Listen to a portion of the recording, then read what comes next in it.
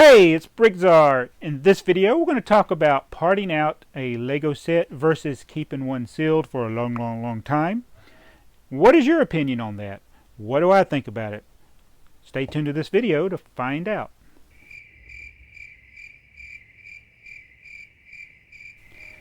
So, in this episode of BAT, or BrickTsar Answer Thingy, we're going to be considering the main question from TigerShark about part out value versus sealed set. I'll read his question in a minute. We also got a few other questions that will tie in with this.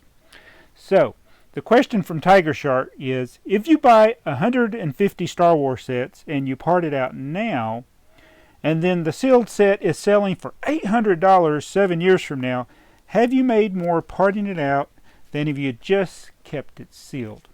So what do you think? Now, that's one thing that everybody loves about Lego, other than you get to play with it. It usually always goes up in value. And then a sealed set is almost always worth more than an open set, complete. But the part out value of a set doesn't necessarily mean that it's worth less than the sealed set. And I'm going to give you some examples of sets that are fairly recent, some that are even in the stores, and a few that have long since been sold out. So, and then we're going to do some math to bore you even further. So, when you buy a set and you're thinking, I'm going to hold on to this for 7 years, there's usually one thing you're forgetting, is that that's dead stock. What does Lego do? Do they go and manufacture sets and then hold them for 7 or 10 years and then sell them? Or sell a few of them and then hold some of them back and then bring them back in 7 or 10 years and sell them? No, they don't do that. They don't even sell individual parts, or at least not easily. They do sell individual parts, but they don't give you their full inventory, and they are very expensive. That's because that's a labor-intensive work. Lego wants to sell you complete sets, and they don't care about, is that set going to be worth more 5, 7, 10 years from now, 20 years from now. But collectors, enthusiasts of Lego, we want our collection to go up.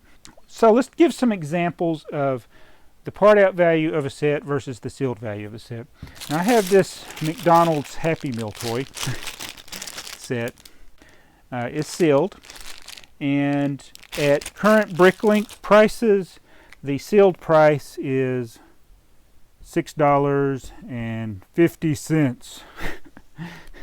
But the part out value is $2.75. And that's set 1912, in case you're keeping up. So obviously the act of opening this bag will decrease the value of it by $4. So polybags are probably the exception to what I generally do. Generally a polybag, unless it's got some special minifigures or pieces or multiple minifigures, it's almost always worth more sealed versus parted out. And they're so small, nobody usually wants to part them out anyway. So polybags are pretty much out of this equation for the most part. Now let's give an old set. We have the Mayor's Truck. This is set 1831. I believe that came out in 1995. So this set is 20 years old. Bricklink didn't even exist when this set came out. The average sale price of a sealed Mayor's Truck set 1831 is $215.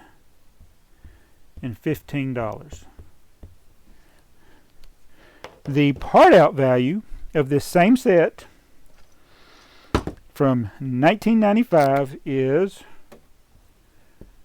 $215. What do you notice about that? It's the same. So the act of opening this set does not affect the value, even though it is 20 years old. I did a video a few weeks back, should I open this set?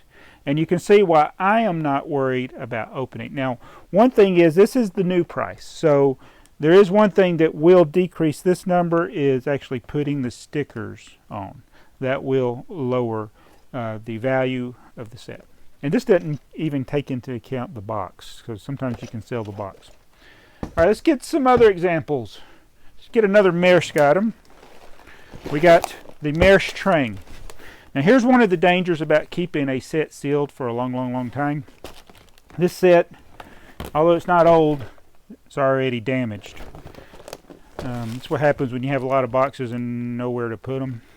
So this is set 10219, the Maersk train. It is sealed. It's going to fall because the box is bent. All right, what is the value of it sealed? What is that set? 10219. The Maersk train. Did I call it a truck or a train? I don't remember. All right, 10219. The train is sealed. Average is $240 right now, and that will continue to go up because that is a really good set. And the part out value though is $375. So clearly, even now, if you're going to sell it, it's better to part it out. Another one that's currently available for sale that is a really good deal is the Mini Cooper, set 10242. So 10242, the Mini Cooper,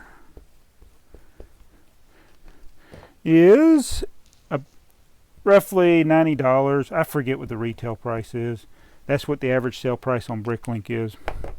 So it has a part out value of $188, which is at that ratio that we like, is 2 times what it's selling for sealed.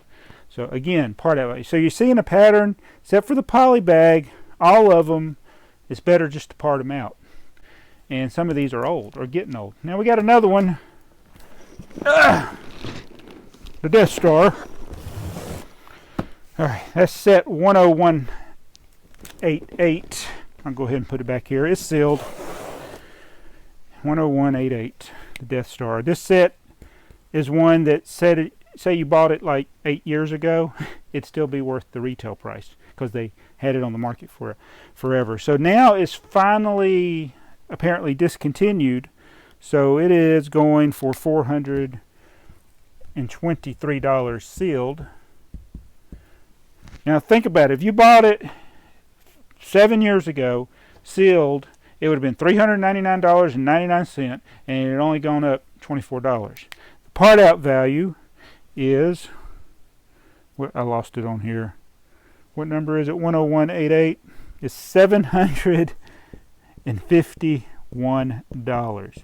And that one has had a high part out value since it came out. So what do you think? That's a lot of money. Definitely. So, and it's going to come into another thing that I'm going to talk about, why it's better to part out than to keep it sealed, because you sat on that thing for 7 years and it only gained $24 or less in value. If you parted it out 7 years ago, you had already got the income from that. You could sell that, what you bought with that, and it could, you build on what you sell. So I'll go ahead and do it. So let's do an easy number. Let's say the set cost $100 and the part out value was $200. So if you bought one for $100 and you sold it within a couple of years, all the pieces, and got $200, you could turn around, take that $200 and buy another $100 set and then have a $400 value. If you were able to sell all those parts in 2 years, and it's possible that you might not, but we're just making this easy, you could take that $400, this is your buying, and you could buy $800 worth of sets. So within 6 years, if you're selling all the parts in 2 years, and it is quite possible you could sell them even faster than that, you could turn a $100 set into $800 just by doubling your money every 2 years.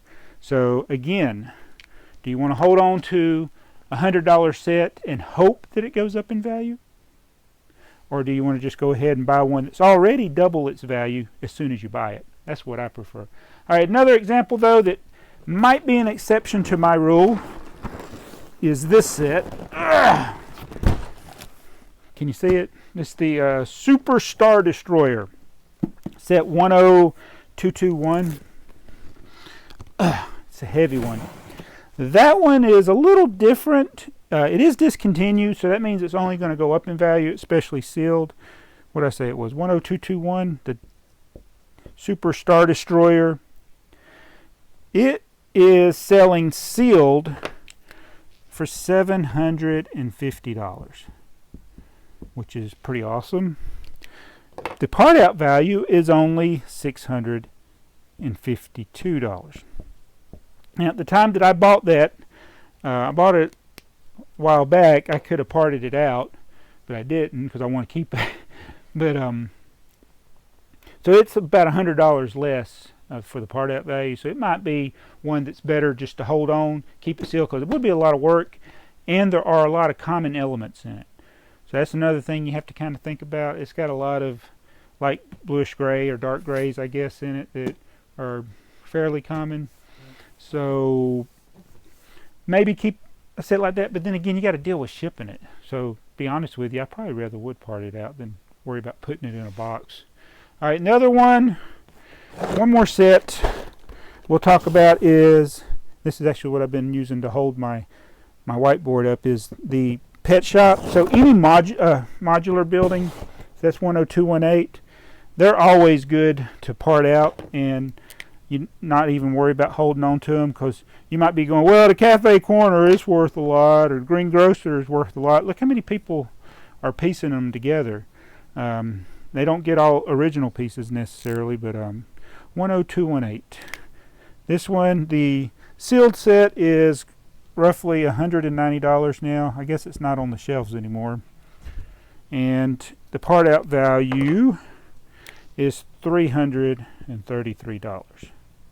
But the one thing about any modular, they're always going to be worth more part out value as soon as they come out, because they got great pieces for building and people like to buy them. Do you need to stop it? No. Oh. So modulars or sets like this, Mini Cooper, those are always good sets to part out. So to answer your question, I think if you'd bought 150 Star Wars sets and parted them out 7 years ago, sold them, used what you sold to buy more stuff, part that out, sell it, use that to buy more stuff, part that out, sell it, you would have way more of a guarantee of reaching that $800 value for whatever start out value you had for the set. So to me personally, I would rather part it out, but if you're just kind of doing it as a hobby, it probably is easier to sell the sealed sets, like keep them, sell them on eBay or something, and deal with all those fees. But I actually, honestly, I didn't even plan this part of it. I didn't get into Lego to sell it. That came as a result of my collecting and finding good deals, and then realizing when the internet came along that there were other awesome sets that I didn't know about, and that was a way of me purchasing sets that I wanted, was to sell some that I have excess of and buying them, and that just kind of led to, next thing you know, I had a store. It wasn't something I did overnight. It actually evolved over several decades. What? He's looking at me. All right, so let's go to this next question by Ranger 18. It says, when you are at a store and you look at a set, what are your thoughts at first? Well, why don't you come over here. Turn the camera this way a little bit, where you'll be in it. So when you go into a store, they might be Bricks, what is your first thought when you see a Lego set? I want to get it. No. Like, mainly, whenever we go into a Lego store, it's either a set that I've already seen or one that just came out. And if it's one that just came out, it might be good. But if something I really want, I'd probably ask you to get it. Or you probably want it too. So when I go into a store, I'm not necessarily looking at a set, oh, I could sell that. No. That's when you don't do that either. That's only when clearance time comes around. Yeah. Or if there's some special deal that I think, okay, I'll buy extra of that. But most of the time I'm thinking, okay, is this in a theme that I want to collect? And Mardi Gras Man's going, you collect everything. But so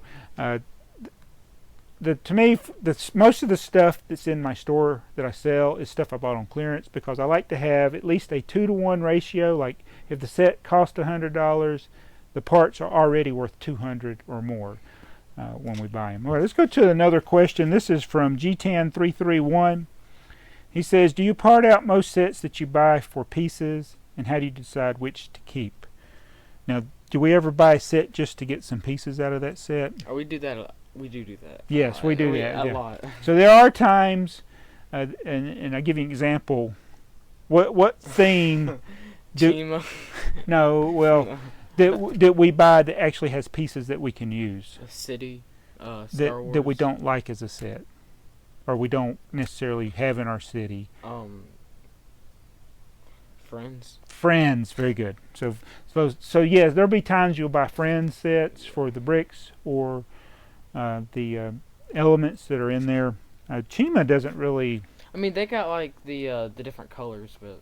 And they do have things that we can use, like in Flash Gordon. All right, and then one more question, and then we'll wrap this up. And I'm not going to answer this question in this video, but Maniac for Bricks asks, what was the first Lego Polybag? I'm still doing some research. I haven't got a concrete answer.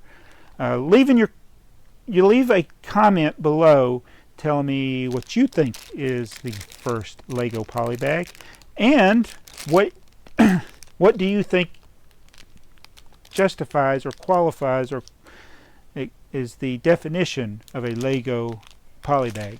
This is a Lego Polybag, if you ask me. And I guarantee you, whatever your answer is about what you think is the first Lego Polybag, I can find one that's older than that. That's my challenge. It's like someone says one from this year. Yeah. The bumper car from 2015 was the first Lego. No.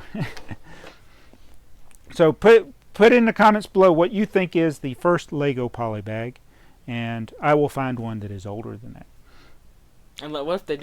That's the challenge. Can you find a Polybag that is older? And not only that, I will show you one that is older. But what if they actually do the oldest one? Like the first comment. Well, that's the challenge. If they do it, then that's that. I hope that's what happens. Because what I've been doing is looking year by year at what sets were produced and finding which ones were Polybags. So it's tough to find the actual answer, but I guarantee you I can find one older than most of what people will comment, if not all. So thanks for watching this video. What do you do? Also, leave it in the comment section below. Do you even consider the part out value? That is the number one consideration for me buying a set that I am going to part out, is what is that current value. And if you buy a set sealed at retail price, you have to wait for the value to go up. If you buy it part out value, don't got to worry about it. Thanks for helping me. They might be bricks, and we'll see you in the next video. It's BrickTsar. And they might be bricks. Who are you? They might be bricks. Yes. Where's the mystery machine? The mystery machine.